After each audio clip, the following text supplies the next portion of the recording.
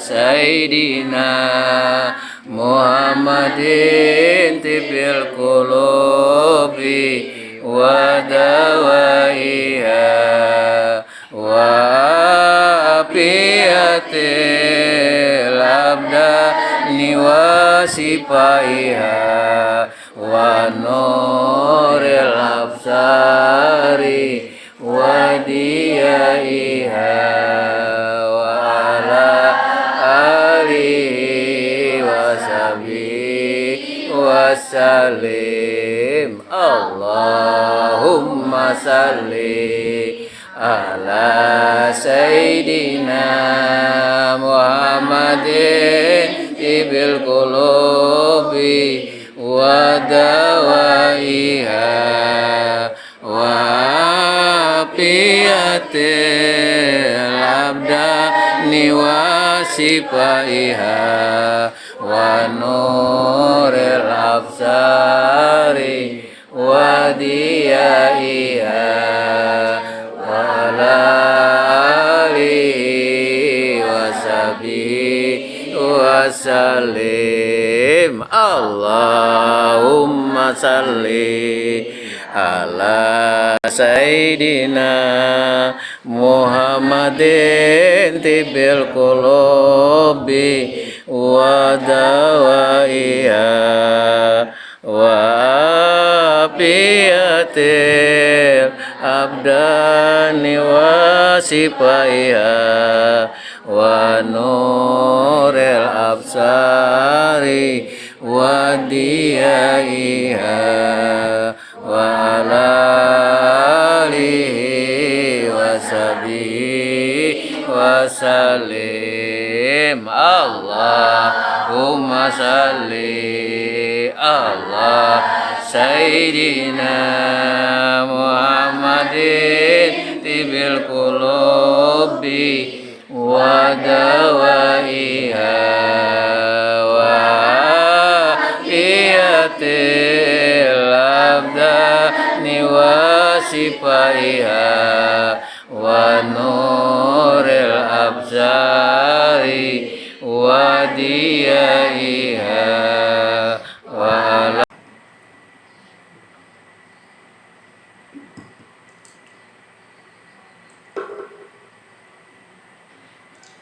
Assalamualaikum warahmatullahi ta'ala wabarakatuh. Waalaikumsalam. فحمدا لرب خصنا بمحمد وأنقذنا من ظلمة ولا يجري إلى نور إسلام وعلم وحكمة ويمن وإيمان وخير الأوامر. اللهم صل وسلم على سيدنا محمد الفاتح لما أغلق والخاتم لما سبق ناصر الحق بالحق والهدي إلى صراطك المستقيم وعلى آله وصحبه أجمعين. أما بعد، قال الله تعالى في القرآن الكريم وهو أصدق القائلين: أعوذ بالله من الشيطان الرجيم. يا أيها الذين آمنوا كتب عليكم الصيام كما كتب على الذين من قبلكم لعلكم تتقون. وقال تعالى: يا أيها الذين آمنوا قوا أنفسكم وأهليكم نارا. وقال نبينا محمد صلى الله عليه وآله وصحبه وسلم: كل عمل ابن آدم يضاعف ب10 أمثالها إلا الصوم فإنه أنا أجزي به لأنه يترك طعامه وشرابه من أجلي.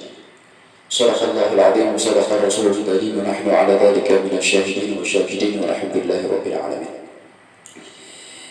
Yang sama-sama kita hormati, yang sama-sama kita muliakan Bapak Fitriansyah, pimpinan Majelis Sabila Rusyid wal Hidayah Bapak. Kemudian Bapak yang bisa berhadir di tempat kita ini yang kada mungkin belum bisa menyebutkan nama sini satu persatu para hadirin wal hadirat yang dimuliakan oleh Allah Subhanahu wa taala. Di bulan Ramadan ini adalah bulan yang penuh dengan berkah. 2 bulan yang lalu atau 1 bulan yang lalu kita sering berdoa kepada Allah Ta'ala. Napa panjatan kita, napa doa kita, ujar kita, Allahumma barik lana fi Rajab wa Sya'ban wa ballighna Ramadan. Ya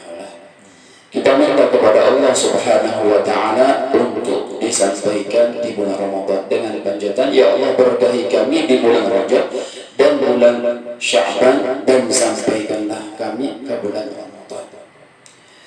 Jadi boy, ulun 3 hari yang lalu, hari pertama Ramadan itu lalu perjalanan mulai kampung Rom tiba ke Sungai Malang sini. Nah, dikiranya di simpang 4 di sana ulun melihati ada bendera Arab, benderanya boy. Enggak biasa. Benderanya warna hijau.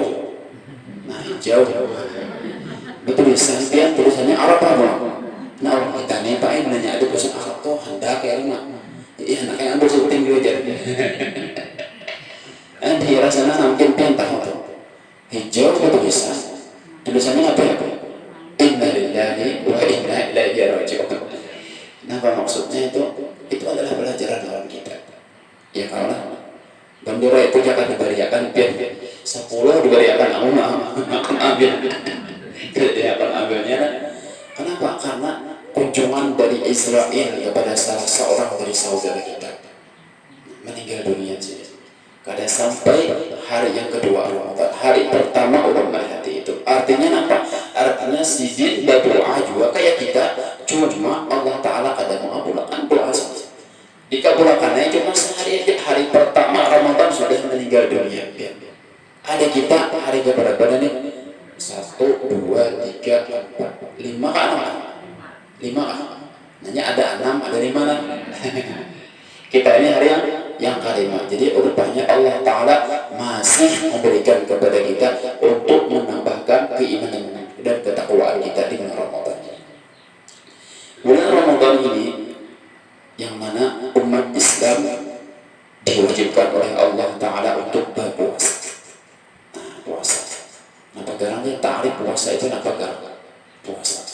Ya ayyuhalladzina amanu kutiba alaikumus siyam kama kutiba alal ladzina min qablikum la'allakum tattaqun.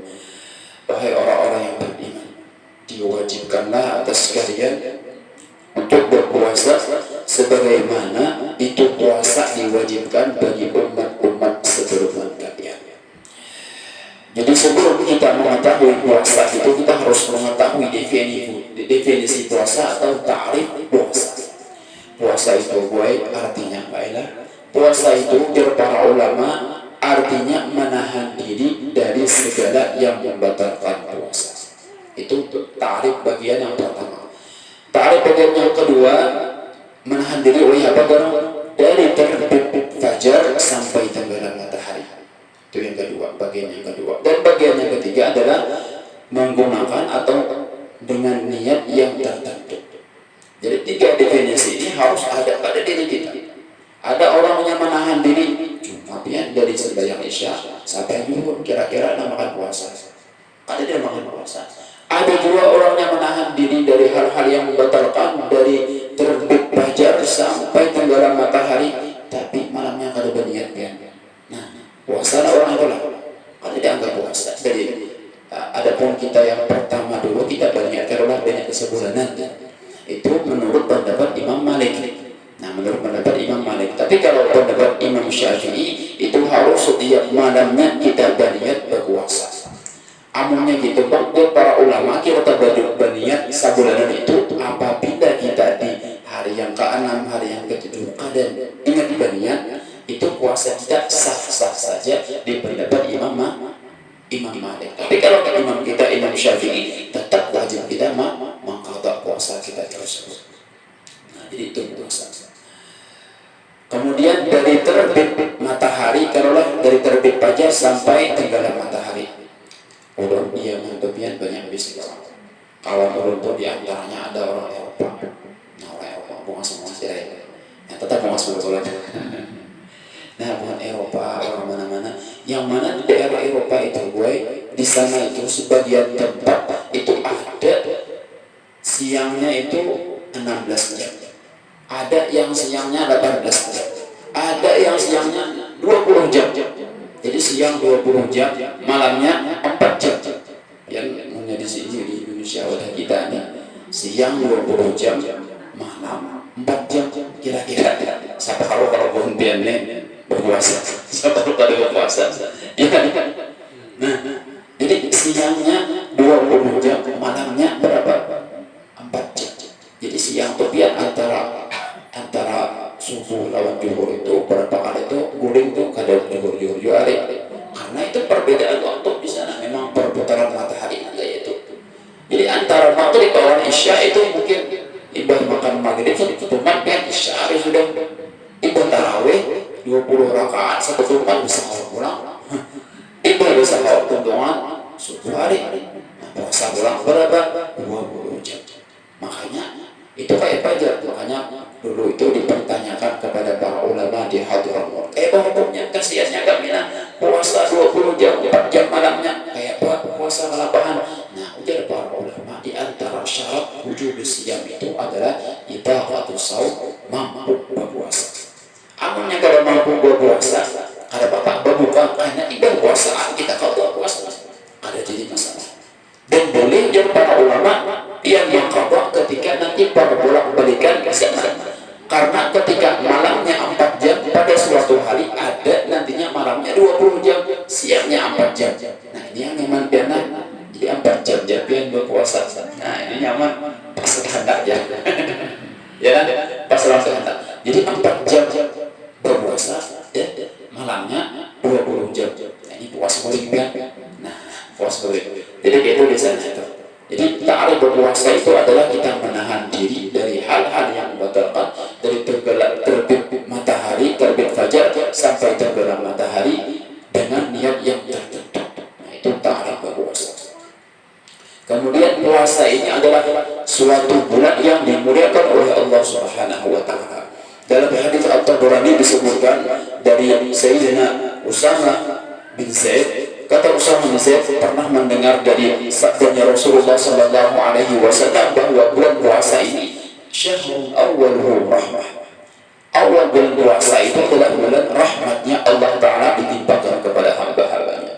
Kemudian oleh Allah Subhanahu maghfirah dan pertengahan bulan puasa itu maghfirah keampunan dari Allah Ta'ala wa akhiruhu itqun minan nar, dan akhir bulan puasa itu adalah pembebasan hamba-hambanya yang akan dimasukkan ke dalam api neraka, bahkan yang sudah masuk api neraka dikeluarkan dan dimasukkan ke dalam surganya Allah Ta'ala tersebut.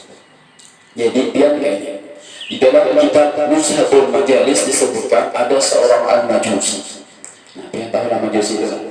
Majusi itu orangnya kada beriman lawan Allah Ta'ala, kada beriman lawan Rasulullah, kada beriman lawan salah seorang nabi-nabi dahulu. Itu al-Majusi. Nah, al-Majusi itu Majusi ini kada beriman lawan Allah Ta'ala, kada beriman lawan Rasulullah. Jadi kalau kita dari pendapat ulama al-fuqaha itu Majusinya lebih hina daripada Nasrani dan Yahudi. Kenapa? Karena Yahudi itu inya sekalipun kada beriman lawan Rasulullah, tapi inya beriman aja lawan Nabiullah Musa alaihissalam. Nasrani itu lebih hina, lebih mulia daripada Majusi. Kenapa? Karena Nasrani beriman lawan Nabiullah Musa alaihissalam. Tapi kalau Majusi ini dia kada beriman lawan Allah Ta'ala, kada beriman lawan Rasulullah, kada beriman dan lawan nabi-nabi dahulu, kada beriman. Kenapa? Karena Majusi ini yang disebutnya adalah api. Karena kayak bakalah api yang sebanyak Majusi ini. Jadi pada suatu hari dia Majusi ini melihat anaknya sedang makan. Nah, anaknya sedang makan di hadapan orang-orang Islam. Sedangkan pada ketika itu orang Islam sedang melakukan puasa Ramadan. Nah, ketika si Majusi tadi melihat anaknya sedang makan naga itu, disalikinya, dipukulnya si anak tadi.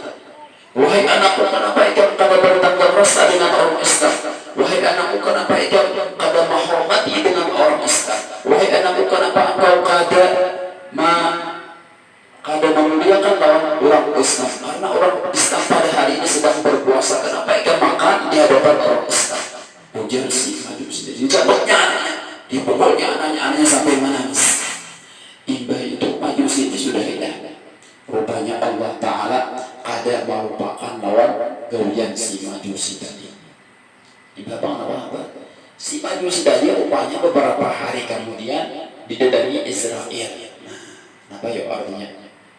meninggal dunia. Hari kemudian setelah itu seorang alim di kampung itu melihat bahwa si Majusi ini masuk ke dalam surganya Allah Ta'ala.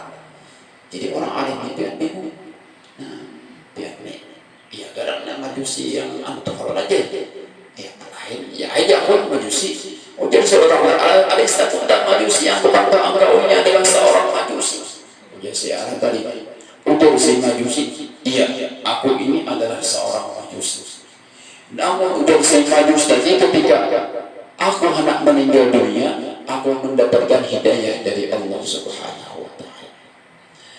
Ujar Tuhan Guru tadi, wahai Majusi, apa gerangan sebab apakah sebab menjadi ikan mendapat hidayah dari Allah Ta'ala?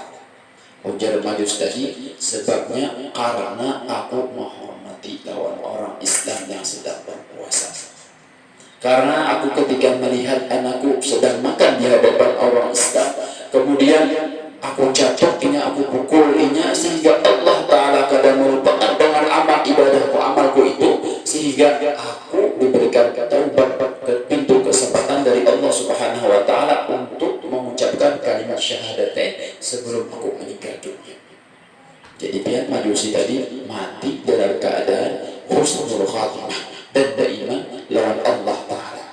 Padahal berapa puluh tahun si Majusi ini menyembah api, berapa puluh tahun Majusi ini menyembah api kada menyembah lawan Allah Ta'ala, berapa puluh tahun. Namun ketika si Majusi tadi menghormati lawan bulan Ramadan, menghormati lawan orang yang berpuasa di bulan Ramadan, akhirnya Allah Subhanahu wa Ta'ala berikan hidayah oleh karena itu. Jadi biarlah perhatikan Yazidin merasa lebih harap daripada orang lain. Nah, contohnya kayak Majusi tadi, orang yang berpuluh-puluh tahun masuk, orang yang berpuluh-puluh tahun sehingga dengan dalam keadaan kafir, dalam keadaan tidak menyembah Allah Subhanahu wa Ta'ala. Namun ketika sidin tadi hendak meninggal dunia, diberikan taufik oleh Allah Subhanahu wa Ta'ala, diberikan hidayah oleh Allah Subhanahu wa Ta'ala untuk mengucapkan dua kalimat syahadat.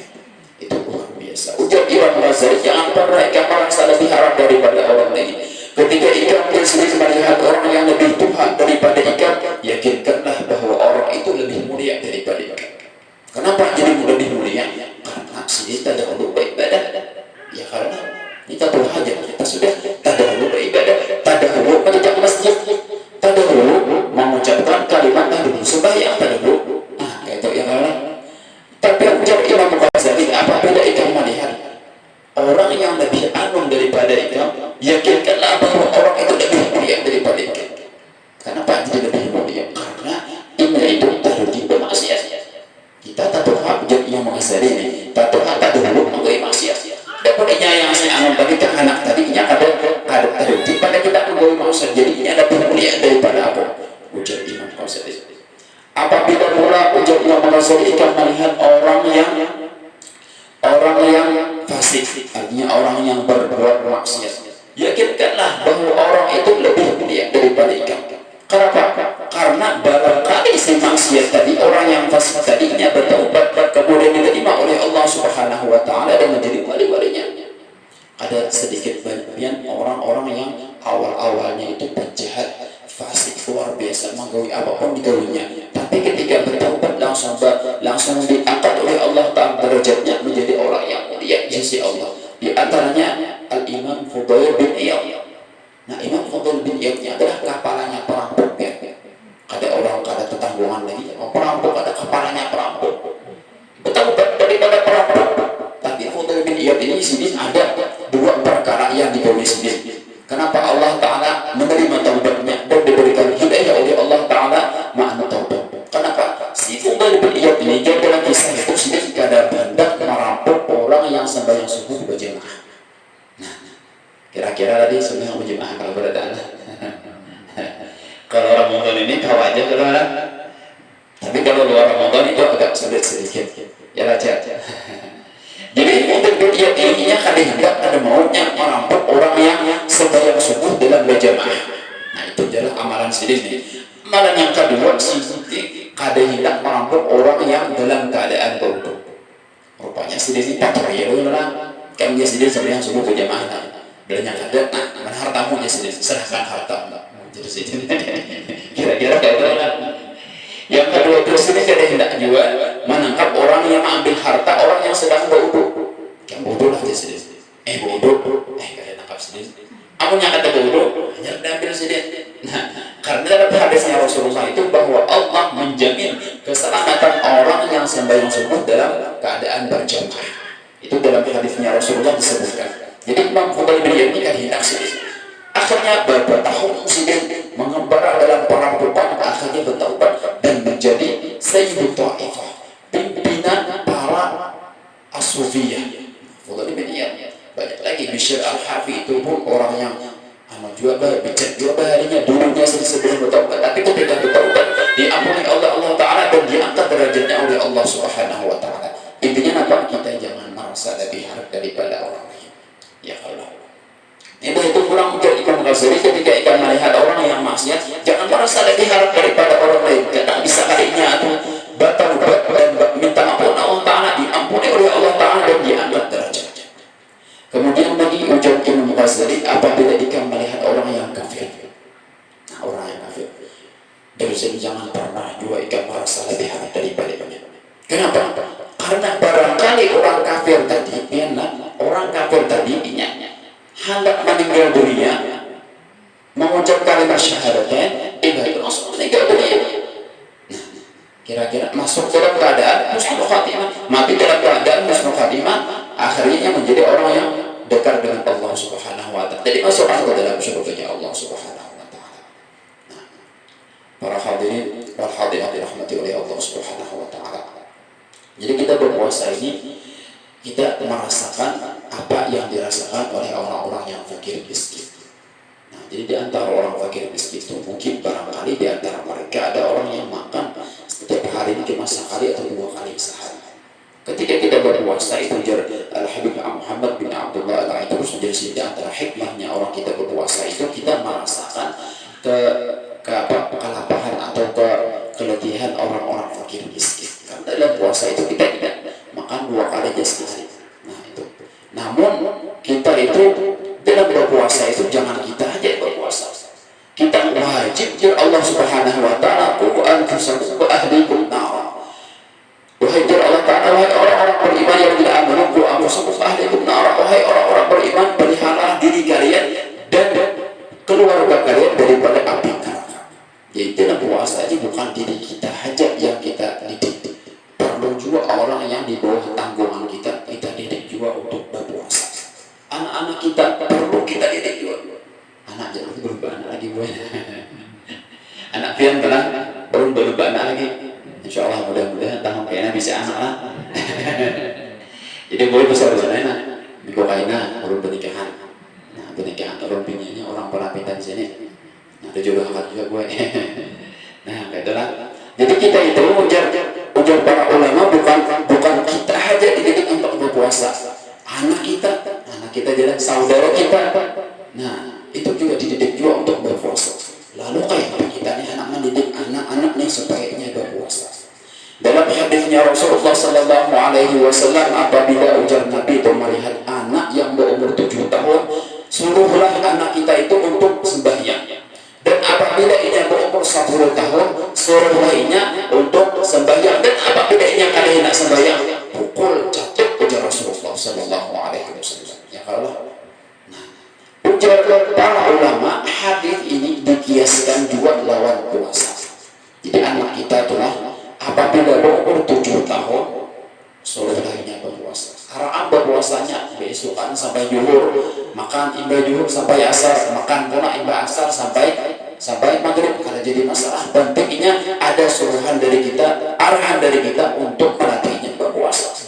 Amun kata dilatih ini ngalih kena arah ambil ke bapak juga jadinya kan namanya beli puasa aja.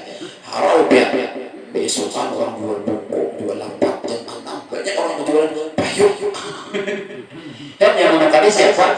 Kita wajib Rasulullah. Kita wajib merasa orang yang jual buku dan yang menekani buku ini orang yang lebih baik dari kita. Ya Allah. Cuma faktanya kita ada hati kayak apa pulang? Nah, intinya kenapa? Kenapa jadi bungkus dan payung? Kenapa?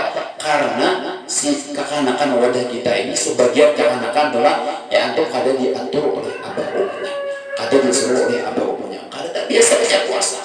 Wah sudah umurnya bertahun hanya melatih puasa ya sudah tuh bulannya pada buku besok karena buku lah lapat ya lah makanya anak subuh tuh ramai buku dan Allah alam anak kayak apa jadi gitu karena apa kenapa karena ini yang kada dididikan kada dilatih mamukul itu pun kayak apa aja sayangnya jadi ulun dia anak aja masa anak umur 10 tahun kada berpuasa di pukul anak aja ada yang pukul sayang pukul sayang jadi para ulama itu mensyaratkan bagi orang yang memukul anak dengan 4 syarat.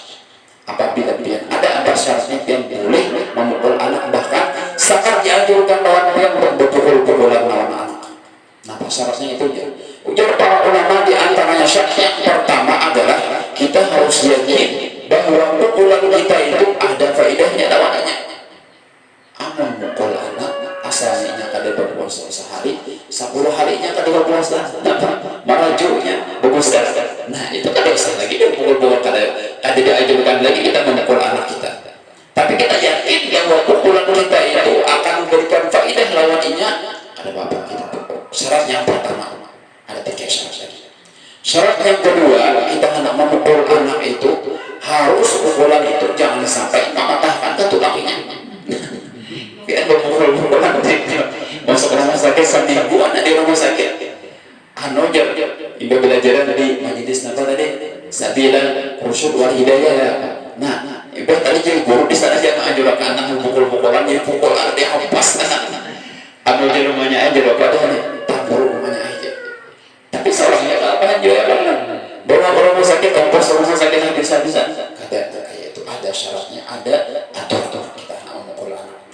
Nah Pak, pukulan tadi yang kedua Pak, jangan sampai pukulan kita itu sampai mematahkan tulangnya. Kasihan setahunannya kada mau berjalan gara-gara seorang memukulnya, setahunannya kada mau sembahyang gara-gara seorang juga. Jadi jar para ulama jangan sampai pukulan kita itu sampai mematahkan lawan tulang. Syarat yang ketiga, jangan sampai pula pukulan itu sampai mengeluarkan darah.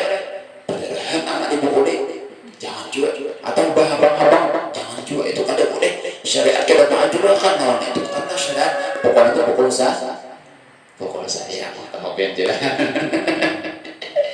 pukul saya beda lah pukul saya lawan pukul saya sekarang zahirnya model kayak sarik tapi hati kita sayang anak kita omongan bini bangnya kayak apa boleh dipukul dia bini yang tidak paksa pukul aja omongan laki bangnya pukul juga kada bapak tapi dengan apa syarat tadi nah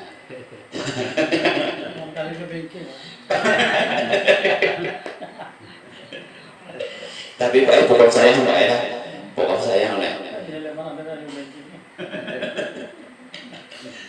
itu tadi syarat yang ketiga lah pertama betul-betul belum letak penampilannya sakitnya ingat sakit ada di bawah kulitnya apa pertama dari bu apa ya ada faedahnya harus ada faedahnya artinya amunnya kada yakin kada berfaedah dipukulnya dipukul asalnya sehari kada sembahyang sehari kada berpuasa jadi sebulan kada berpuasa gara-gara abahnya jadi jantungnya begusarnya Allah bahaya tidak bakal lagi puasa gara-gara piannya atau ulun bangnya itu jangan juga yang kedua tadi kan jangan sampai mematahkan tulang mematahkan tulang seorang ya kelapahannya yang ketiga jangan sampai mengeluarkan darah pukulan tadinya dan yang keempat ujar para ulama jangan pernah dia memukul anak di muha dan di tempat-tempat penyewaan.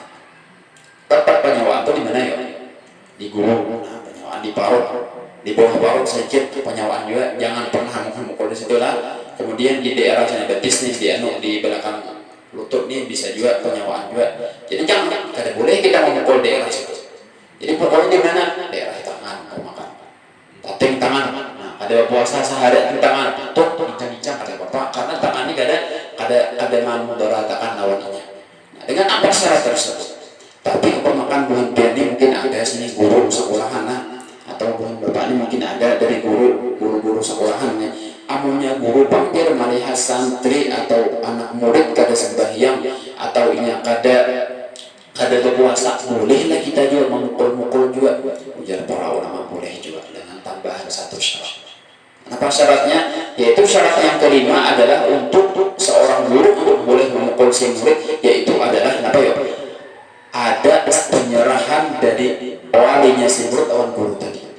Ujar si orang tua murid, ini anakku silahkan lawan pian, terserah pian ini dikatakan hak. Nah itu boleh kita memukul asal. Tapi kalau yang ada disyarahkan kayak itu, kita kata kawan juga anak sembarangan memukul anak orang. Apalagi kita di sini adalah pulangan orang bisa. Bagaimana masalahnya? Imbah datang belajar di sini. Jangan juga, jadi harus ada penyerahan dari si guru dan si murid tadi lawan guru. Hanya guru itu boleh memukul si anak murid tadi dengan 4 syarat tersebut. Nah, para hadirin rahimakumullah, para hadirin wal hadir rahimakumullah. Jadi kita puasa ini jar para ulama madrasatun. Puasa ini adalah suatu madrasah atau bimbingan dari Allah Subhanahu wa taala kepada kita-kita ini seperti ini. Makanya si Majus tadi dengan berkat kenapa ya inya memukul si anaknya, inya dirahmati oleh Allah Subhanahu wa taala. Ya kalau jadi ulun bolehlah pernah ulun mungkin 3 tahun yang lalu itu ulun di Hadramaut keluar dakwah. Nah, keluar dakwah itu di tempat ya kita tuh daerah pedusunan, daerah Padanaman dusun. Dan arahnya yang gana-gana namanya kuat-kuat. Awalnya gana-gana juga, anak-anak harus kan cuma nya kuat berdirinya. Dan di Arab itu biar anak-anaknya karena di antara sebagian mereka itu mucia, jadi belajar di pukul-pukulan tukang. Jadi sampai kayaknya datang wadah ulun, kayaknya nini, kayaknya abahnya datang ke ulun. Itu dia Ustaz saya keluar aja nang wadah ke orang anak kami itu punya bina mucia jatuh, jangan bina pernah ada wadah jatuh aja sih, nang gitu. Jadi sampai negara tahu juga bukannya kan anak-anak yang tahu juga pada abah seorang nih, kayak seorang pada nyuruh bilanya bina mucia jatuh. Bawakan tongkat, anak murid yang bawakan tongkat, bawakan aja guru aja. Amalnya kami ujian, itu ini aja. Bisa ujian dia, biar belajar dari bahasa banyak asal, belajar di wadah buahnya, atau melajari buahnya. Kita belajar buahnya, bakal hilang, betapar lah, jurun gitu kan. Anak Arab nih jurun, sebagian Jepang kayak itu, sebagian ada juga yang cuma memang buahnya tabiatnya kayak itu karena Badawi itu kayak itu lari di Badawi nih, bukan Badawi. Makanya buahnya itu pulang bilanya kita mau berpandiran berpakaran pandir wallahi jarak macam mamaikan abaikan kaikan ini itu kuning kelihatan mau kada sari kawan menjadi sari kawan yang sari akhir kubal betapar itu. Jadi sebagian buahnya itu biar pernah benar muncul banget juga jatuh aja jatuh aja tongkatnya aja buahnya mau dia tidak orang ibu tuh jatuh nah jadi gemet gamat ya di rumah berarti lah habis sama ini bincang-bincang. Ternyata yang sebuah ulun melihat buahnya pukul-pukulan di sekolahan kayak pian sampai terangis tuh guru itu mailai sampai ke belakang pernah jatuh itu sampai nangis bedanya nangis disuruh guru ke belakang loh jadi nangis ke belakang ya dari sepanjangnya. Nah jadi itu didikan orang di sana makanya orang-orang yang mantuk syakhsiyahnya kan didikan anak-anak di sana kuat-kuat. Kenapa? Karena didikannya luar biasa. Didikannya yang mana itu berapa orang wali di sana ya. Di Tarim itu tempat yang mana digelari juluki dengan tempat 1.000.000 wali. Nah, 1.000.000 wali. Jutaan walinya di sana ya. Ya benar walinya di sana. Berbertaan orang wali apalagi zaman dahulu itu zaman Al-Imam Syekh Abdul Rahman Segaf itu beliau meninggalnya pada tahun 819 Hijriah lah 700 tahun yang lalu. Di zaman sini itu telah dikuburkan di Zambal itu sekitar 10.000 wali. Itu zaman 700 tahun yang lalu satu pemakaman 10.000 wali sudah dikuburkan di sana. Bahkan lebih daripada 10.000 wali. Kemudian di sebelah Zambal itu ada pekuburan namanya Furai. Di Furai itu pun juga di sini dikuburkan 10.000 wali. Berapa puluh tahun, berapa 700 tahun yang lalu sudah itu. Ada pun sekarang ini hadis berharap dengan para ulama. Ceritakanlah maka banyak para wali di sana karena didikannya luar biasa. Di sana dia baca jatuh kantor, tapi bang dengan 4 syarat tadi. Jadi kita di sini apabila hendak mendidik lawan anak kita dengan 4 syarat tersebut, supaya anak kita itu nantinya pada ketika dia gana berterima kasih lawan kita. Apabila anak itu gana mucil kadang mau puasa karena pada suatu harinya mencela lawan kita. Kenapa biar buat lawan mana bisa puasa, kalau bisa sembahyang. Karena apa? Masalah kita juga kadang-kadang ditolaknya. Tapi kalau didikan kita sesuai dengan aturannya Rasulullah, sesuai dengan aturannya Islam, syariatnya Rasulullah Sallallahu Alaihi Wasallam, gananya jadi orang Arab yang menerima miskin orang kita. Nah, kira-kira sampai seperti apa? Nah, itu jemaah. Apa yang mudah-mudahan apa yang kita sampaikan ini bermanfaat dan kita bisa ambil manfaat dan kita bisa amalkan, dan mudah-mudahan dosa-dosa kita, dosa-dosa orang tua kita diampuni oleh Allah Subhanahu wa taala, dan anak-anak kita seberdaan terdidik di dalam syariatnya Rasulullah sallallahu alaihi wasallam, dan mudah-mudahan doa kita seberdaan di Ramadan ini mendapatkan rahmatnya Allah Subhanahu wa taala dan mendapatkan keampunan dan kebebasan dari Allah Subhanahu wa taala dari gejala api neraka. Mudah-mudahan kita perkumpulan kita ini menjadi perkumpulan sebabnya kita nantinya di surga akan berkumpul. Maka mudah-mudahan pula kita berataan di sini dosa-dosa kita, dosa-dosa orang tua kita, dosa-dosa jiran dan kerabat kita diampuni oleh Allah Subhanahu wa taala dengan berkah bulan Ramadan. Maka inilah yang sampaikan. Apabila salah, apabila ada kesalahan, minta maaf, ridha dan relawan yang seberataan. Wabillahi taufiq wal hidayah. Wassalamualaikum